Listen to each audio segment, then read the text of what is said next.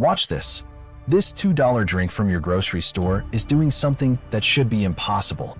It's taking light you can't see and converting it into light you can. But here's what nobody tells you about that glow. The compound creating it? It didn't come from a lab. It came from tree bark in the Peruvian mountains. And before it ended up in your gin and tonic, it was saving soldiers from the deadliest killer in human history. Not cancer, not heart disease, something far worse. By the end of this video, you'll know why a $2 mixer contains a compound more important than penicillin, why it tastes so unbelievably bitter, and why that blue glow reveals something most people never notice about the bottle they're drinking. But first, we need to talk about death. The killer nobody could stop. Imagine this. It's 1850. You're a 22-year-old British soldier. You've just arrived in India. The jungle is thick, humid, suffocating. 3 days in, you feel fine. Day 5, a headache. You ignore it. Day 7, fever spikes.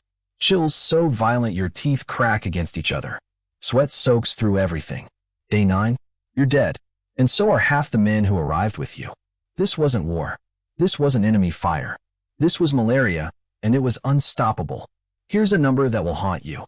Malaria has killed more humans than every war in history combined.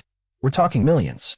European empires wanted to colonize Africa, Asia, Southeast Asia. They wanted resources, wealth, power. But there was a problem they couldn't shoot their way out of. Soldiers would arrive in tropical regions, full of ambition, and within weeks, gone. Entire battalions. Wiped out. Not by bullets, but by mosquito bites. They tried everything. Prayers, bloodletting, mercury. Nothing worked. Empires were crumbling, not from revolution, but from fever, until someone 4,000 miles away noticed something strange about a tree. The secret in the bark. Deep in the Peruvian Andes, the Quechua people had known something for centuries. A tree, tall, unassuming, called Cinchona. When someone in their village burned with fever, they didn't panic. They walked into the forest, stripped bark from this tree, ground it into powder, mixed it with water, and the fever broke. For generations, this was just local knowledge, a grandmother's remedy, nothing more. But then Jesuit missionaries arrived in Peru. They watched, they took notes, and in 1631, they did something that would change the world. They packed samples of that bark onto a ship bound for Europe. Spanish doctors were skeptical. Of course they were. Tree bark? For a disease killing thousands? Ridiculous. But they were also desperate. So they tested it. On dying patients. People with nothing left to lose. And it worked. Scientists eventually isolated the active compound. They gave it a name, quinine. For the first time in human history, we had a weapon against malaria. There was just one problem. Quinine tastes like death itself. The empire's desperate solution. I'm not exaggerating about the taste. Pure quinine is intensely bitter. The kind of bitter that makes your face contort. The kind that triggers your gag reflex before you can even swallow. Soldiers were supposed to take it daily.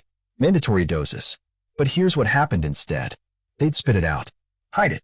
Refuse to drink it. Commanders were furious because soldiers were dying from stubbornness. So the British military got creative. Someone, history doesn't remember exactly who, had an idea. What if we made it drinkable? They started mixing quinine powder with sugar to cut the bitterness. Added citrus to mask the taste. Threw in carbonated water to make it fizz. They called it Indian tonic water.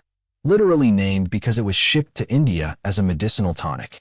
But soldiers took it one step further. They were already getting gin rations. So, one evening, probably in some sweltering barracks, someone poured their gin into their medicine. The gin and tonic was born. Think about that. One of the world's most iconic cocktails wasn't invented at a fancy bar. It was invented because soldiers couldn't stomach their malaria medicine. The demand for quinine exploded overnight. The British Empire started growing Cinchona trees in their own colonies. India, Ceylon, Java, massive plantations stretched across hillsides. Quinine became one of the most valuable commodities on Earth. Entire economies were built around it. By the late 1800s, tonic water had evolved from survival necessity to social staple. People actually started enjoying the bitter taste. or at least tolerating it, when gin was involved. The confusion. Let's clear this up. Quick pause, because people confuse these constantly. Seltzer water? That's just carbonated water. Nothing else. Plain and simple. Club soda? Carbonated water plus added minerals, sodium bicarbonate, potassium sulfate. That's why it tastes slightly different. Slightly salty. Tonic water? Completely different animal. It's technically a soft drink. Carbonated water, sweetener, citric acid, botanical flavors, and most importantly, quinine. Same fizz. Completely different drinks. And here's something that might surprise you. Most tonic waters contain as much sugar as a can of Coca-Cola. That bitterness tricks your brain into thinking you're drinking something healthy, something medicinal. You're not. Inside the factory. So how do they actually make this stuff today? Step 1, water. But not just any water. We're talking heavily purified, because the cleaner the base, the more consistent the final taste. Step 2. They don't just dump ingredients into water. That would be chaos. Instead, they create a concentrated syrup first. Citric acid goes in. That's what gives tonic its sharp zing. Carefully measured quinine. Botanical flavorings like citrus oils. All precisely calibrated. Step 3. The syrup meets the water. Precision metering pumps control exact ratios. Every single bottle has to taste identical to the last one. Step 4. Carbonation. CO2 gets injected under pressure.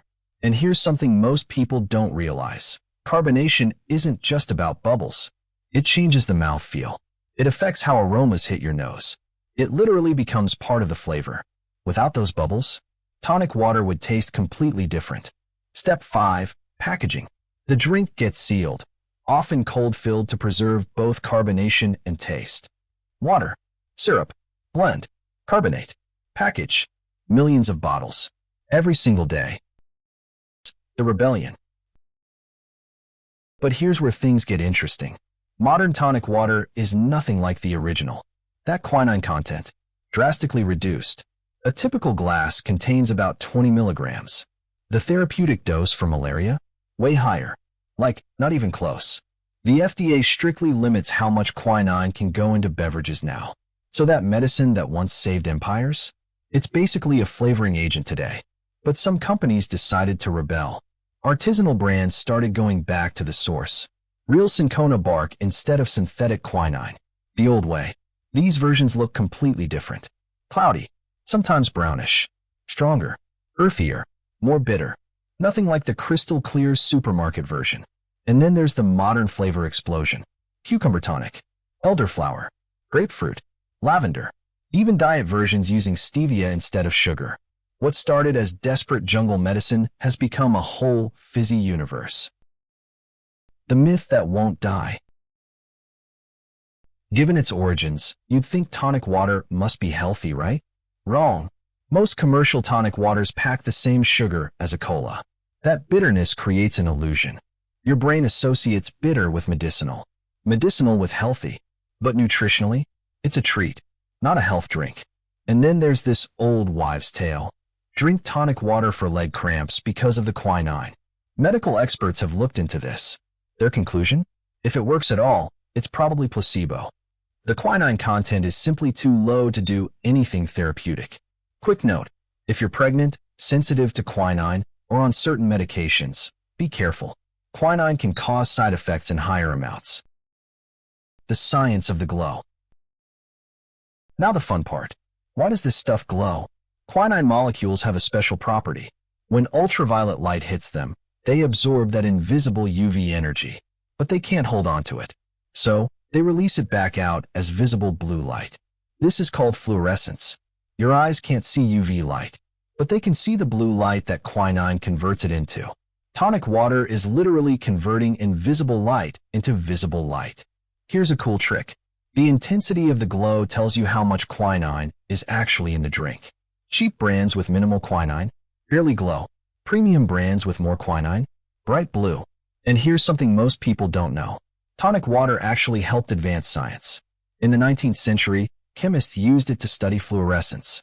It's one of the few drinkable substances that exhibits this property. Tonic water literally helped light the path to discoveries in chemistry. Today it shows up in science demonstrations and rave parties alike. Same weird glow, very different contexts. So next time you're at a bar and someone calls tonic water fancy sparkling water, you know the truth.